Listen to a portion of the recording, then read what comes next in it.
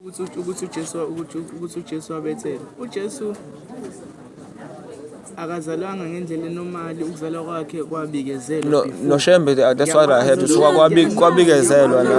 Acknowledge that, honorable. Yeah, ngiya-understand lokho nakho lokho kwenzeka kanjalo. But into imission siyayazi imission kaJesu nje before ingakafiki, even no prophet Isaiah not Isaiah Shembe, Isaiah lo prophet lo mpela useBhayibhelini. Baze nabayasho bayisho lento leyo ukuthi uzofika alo afe basitshela imission ayizele. Hayi ukuthi ngi-against lokhu ngani. No, asikho against any religion.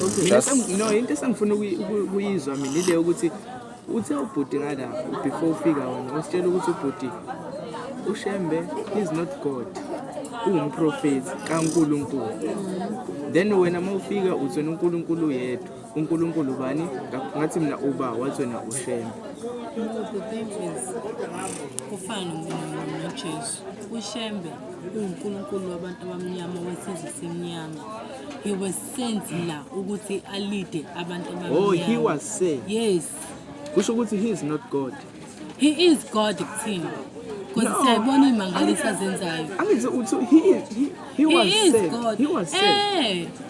AnganoJesu, uJesu uNkulunkulu wabantu beWestern. Yeah, njengoba nawe bethatha usho ukuthi uJesu uNkulunkulu. Angithi njengoba usho ukuthi uJesu uziqha umthathu.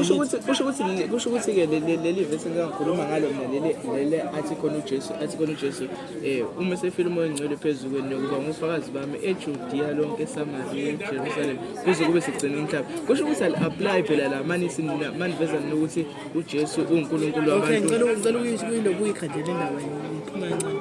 AkweBhayibheli konke lokho uzuthola ukuthi uJesu uzozalwa kanjani. Ukufundile eBhayibhelini ngithi. Ukufundile ukuthi how usho uthini uJesu kwenzeka kanje nakanje. It's not like something vede into mhlambe ngathini uyazi. Ngithi ngoBhayibheli liyasho usho iBhayibheli sona kwinyanga yezulu naye wabeka walontuza Wayalezelwa la. uMahadebe naye walontuza wayechaza ngithini inkosi ilanga nayo yayiphikelwe umuntu ozomshada and then refuse wathola omunye umuntu then Isaiah umkhulu lo oqala wafaka umoya ongcwele esifini samaHadebe kuze kube khona inyanga yezulu. Alright. Into mina engisa kuyona la sekutheni ena. Angithi uShembe wathunyelwa. Okay, right.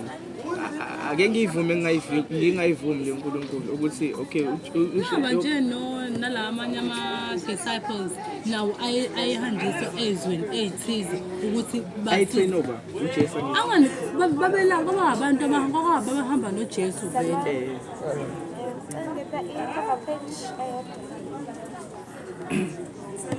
Ngone ngani uthi naye. Ngeke iphele.